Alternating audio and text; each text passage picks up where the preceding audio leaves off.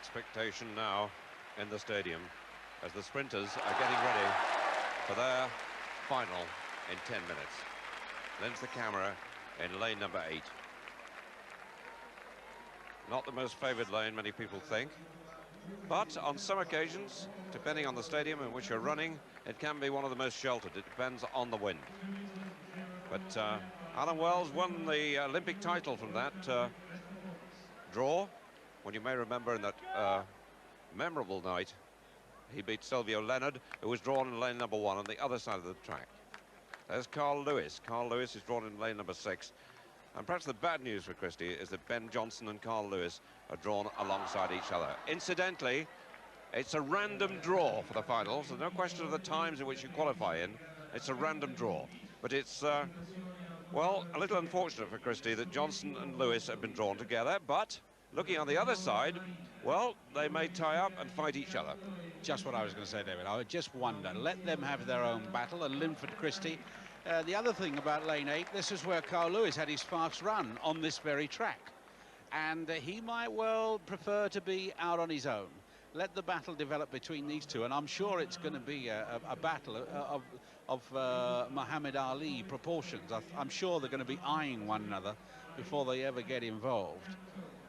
And in terms of their sprinting ability, there's such a contrast.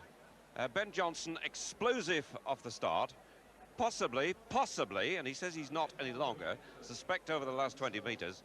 Lewis, perhaps not the best starter by any means, not as good as Ben Johnson normally, but certainly an athlete who will be doing his running in the last 20 metres, and that is true of Christie as well. Yes, the contrast goes on. Johnson, doer, far less articulate.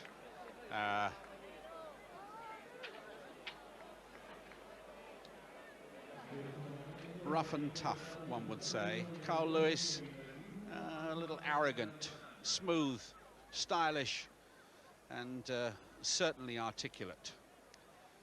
Just checking on the record, they've met 12 times since 1980. Lewis leads 8-4, but Johnson, of course, who's the up-and-comer in many ways, has won the last 3 confrontations. But everyone says, in the Lewis camp, this is the old Lewis. He's back to form, and everything he's done so far suggests this is the athlete who won the Olympic title at this distance. He won 4 gold medals in 1984, and also in the World Championships in Helsinki, the first ever World Championships. He not only won this title, but he also won the long jump and got a gold medal in the relay. But he's not been in his best form, but certainly his coach Tellis and Joe Douglas, his manager, have produced him absolutely right when it matters.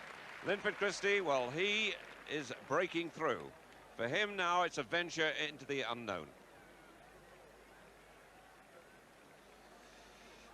So, whilst we watch Carl Lewis